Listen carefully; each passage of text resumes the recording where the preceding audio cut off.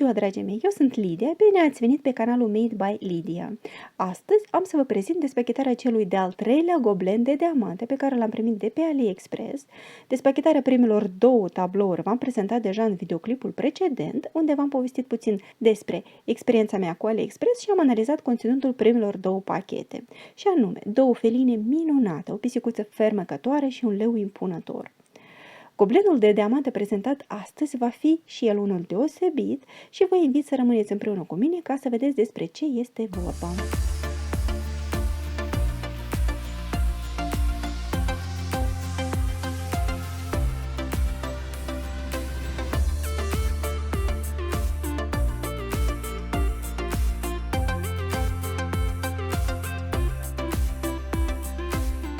Următorul și ultimul și cred că și unul dintre cele mai importante picturi pe care vreau să vi le prezint astăzi este acesta, care probabil și sper că o să vă placă și dumneavoastră, majorității dintre dumneavoastră, pentru că este o tematică foarte vastă și anume icoane. Da, de această dată am o icoană, este icoana Maicii Domnului, la care aș fi dorit să vă opresc puțin mai mult ca să vă povestesc și istoricul acestei icoane, dar inițial să verificăm puțin dimensiunile. Are dimensiunea pânzei 40 pe 30 de centimetri, așa cum a specificat vânzătorul. Și lucrarea finală, icoana finală, va avea dimensiunea, în cazul meu, 24,5, deci este puțin mai mare. Au zis că va fi 24 față de 34,5. 24 pe 34. 24,5 pe 34,5 este dimensiunea lucrării finalizate. Are acoperire parțială cu diamante rotunde și aici de asemenea puțin s-a decalat peste spațiul, peste câmpul alb și s-a pus adeziv. Probabil dacă este un câmp, da, se vede puțin, este decalat jumătate de centimetru, peste schemă s-a pus adeziv lipicios. Este acoperire parțială, ca în toate icoanele pe care le procurați de pe AliExpress, fața și mâinile nu sunt acoperite cu schema cu diamante și textul. Acesta se face intenționat în cazul icoanelor ca ulterior să să aveți posibilitatea să o sfințiți în biserică. Deci nu știu exact dacă regula este valabilă peste tot, dar are sens, are logică ca oricare altă icoană. Dacă la o icoană obișnuită, care într-adevăr se dovedește că este făcătoare de minuni pentru a o slăvi și a îi oferi aprecierea, icoanele se înfrumusețează cu riză aurită, cu nimb din perle și pietre prețioase, la fel și aceste icoane tipărite se păstrează fața și mâinile pictate original, iar hainele și nimbul se înfrumusețează cu pietricele în cazul nostru, ceea ce este asemănător cu icoanele adevărate. Aici scrie în limba slavă umilenie Presvitoi Băgărodiță, ceea ce înseamnă tandrețea Maicii Domnului sau sensibilitatea Maicii Domnului. Are 11 culori, setul de instrumente este clasic același, simplu, cel mai simplu posibil. Diamantele sunt rotunde, de data aceasta simbolurile, schema nu este tipărită chiar atât de bine, nu este atât de precisă. De exemplu, eu văd pe 3 spălăcit, dar este destul de citeț și nu cred că am să am dificultăți în lipirea diamantelor. Diamantele propriu-zise m-au atras foarte mult, sunt diamante rotunde sclipitoare, sunt din acele diamante care sunt un pic transparente, un pic ca și cum din sticlă, cu suprafețele transparente, într-un cuvânt. Am să vi le arăt acum și apoi am să vă povestesc puțin despre această icoană.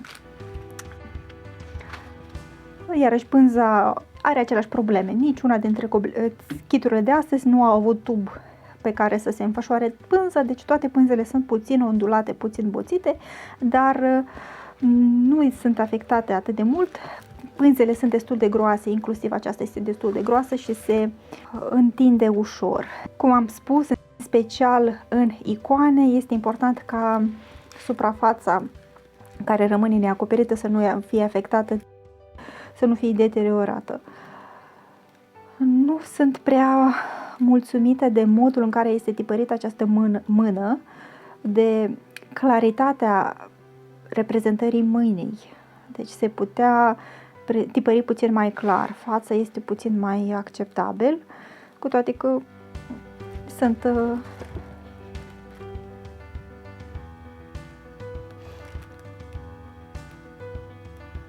deci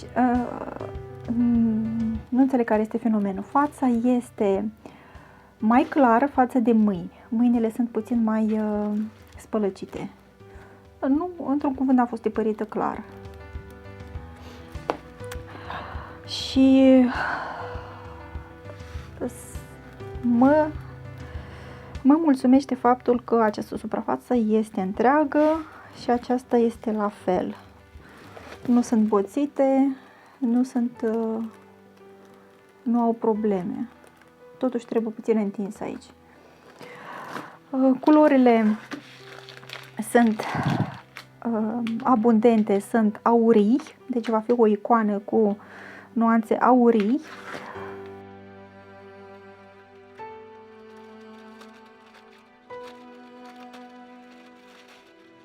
Același principiu. Diamantele sunt ambalate în pachetele capsate, am să le mut ulterior. Culorile sunt foarte strălucitoare de data aceasta.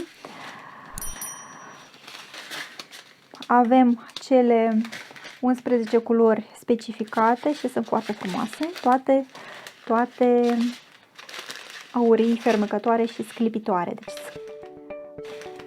și va fi o icoană foarte sclipitoare, ca o icoană adevărată.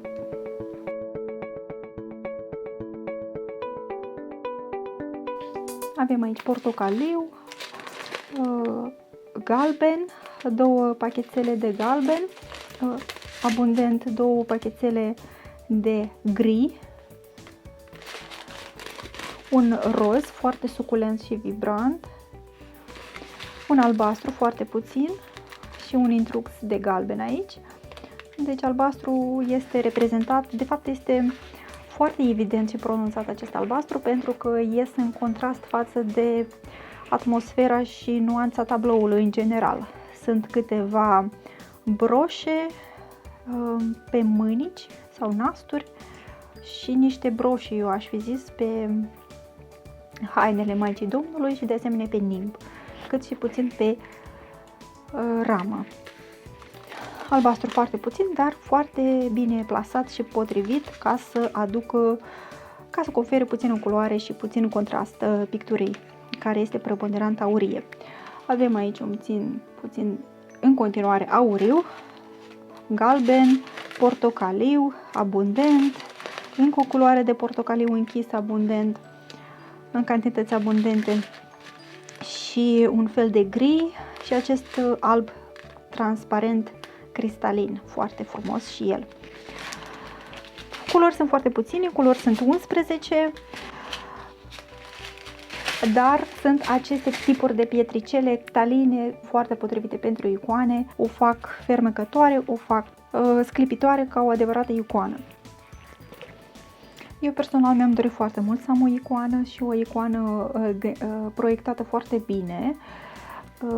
Am încercat să fac comandă de o icoană cu pietricele mai speciale, mai deosebite, care are acoperire parțială, cu mai mult spațiu neacoperit. Dar, din păcate, acea icoană nu a venit, nu a ajuns la mine. Am să încerc să comand, totuși să insist, mai târziu am să comand și alte tipuri de icoane.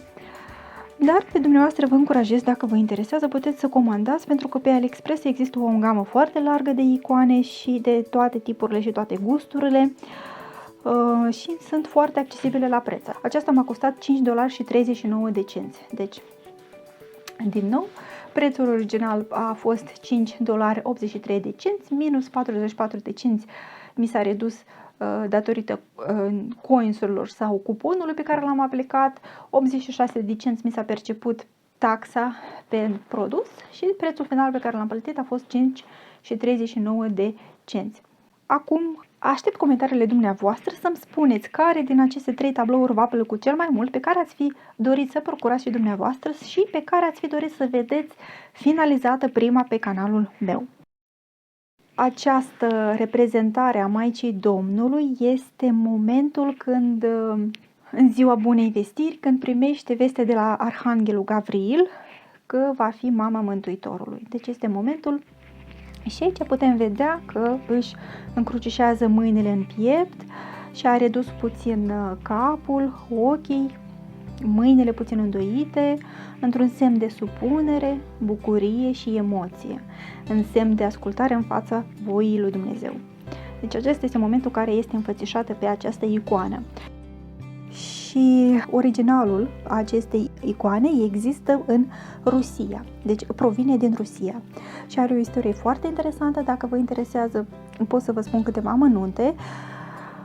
Probabil în momentul în care am să finalizez această lucrare și am să fac un videoclip dedicat despre această icoană, am să vă prezint mai multe informații despre istoria și povestea care este în spatele acestei icoane, dar pe scurt, sper să fie pe scurt, astăzi originalul se găsește în Catedrala Sfânta Treime din localitatea Divievsk, regiunea Nijni Novgorod, Rusia.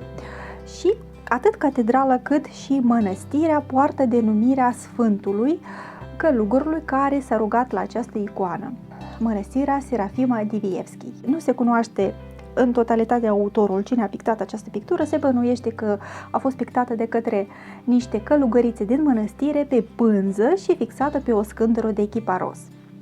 Călugărul Serafim se ruga la această icoană și o ținea în chilia sa și o numea Bucuria tuturor bucuriilor. Deci numele popular al acestei icoane este Umilenie Presvitoi Băgărodița, adică Tandrețea Maicii Domnului, dar călugărul căruia îi aparținea iubea să o numească Bucuria tuturor bucuriilor, pentru că momentul Bunei Vestiri este într-adevăr bucuria tuturor bucuriilor, este peste bucuria tuturor bucuriilor. Cu uleiul din candela care ardea în fața icoanei, starețul ungea vizitatorii care ulterior se însănătoșeau dacă erau bolnavi. S-a dovedit că această icoană într-adevăr face minuni. Ulterior, după moartea starețului, a fost moștenită de către călugărițe și a fost purtată de fapt dintr-o mănăstire în alta, dintr-un proprietar la altul, până la un moment dat a primit riză aurită. Deci este o icoană care într-adevăr și-a dovedit puterea și a fost înfrumusețată cu riză aurită, iar împăratul Nicolae al II-lea a cadonat icoanei o riză nouă cu un nimb din perle și pietre prețioase. Și în momentul de față această icoană are în mănăstirea în care se găsește are un loc de cinste și este foarte înfrumusețată, plină de pietre prețioase. Probabil am să vă pun și o imagine, am să vă postez aici o imagine a originalului, cât de frumoasă este și cât de îmbogățită este cu pietre și fel de perle, și asociat respectiv de aceea se procedează și cu icoanele din pietricele, și anume fața și mâinile nu se acoperă cu diamante, iar restul, înfățișarea, îmbrăcămintea, nimbul, cât și rama se pot înfrumuseța cum doriți dumneavoastră, pe placul dumneavoastră. În cele două părți v-am prezentat 3 tipuri de goblenuri de diamante, începând cu un goblen clasic cu diamante rotunde din rășină, mate, cu acoperire totală, care se lipesc în linie, cât și 2 goblenuri mai moderne cu diamante rotunde sclipitoare, semi-transparente, cu acoperire parțială, cu tematici diferite, în care diamantele se poziționează atât în linie dreaptă, ca în icoană, cât și în linii ondulate, ca în pisicuță. În cea din urmă avem și câteva diamante cu forme mai deosebite. Acesta ar fi cam o mică parte a tipurilor de goblenuri goblenuri de diamante pe care le puteți găsi pe piață și industria este în continuă dezvoltare. Vom vedea cu ce noutăți ne vor bucura producătorii în viitor și toate tipurile noi de goblenuri de diamante, de asemenea am să le prezint pe acest canal. De aceea nu uitați să vă abonați pe canal și să apăsați pe clopoțel ca să fiți notificați de fiecare dată când postez videoclipuri noi. Vă invit să lăsați în comentarii cu ce tipuri de goblenuri de diamante ați lucrat și dumneavoastră, dacă ați avut vreodată în lucru un goblen de diamante cu tipuri de diamante mai deosebite. Vă mulțumesc frumos pentru susținerea pe care mi-o acordați. V-am pupat pe toți, pa, pa!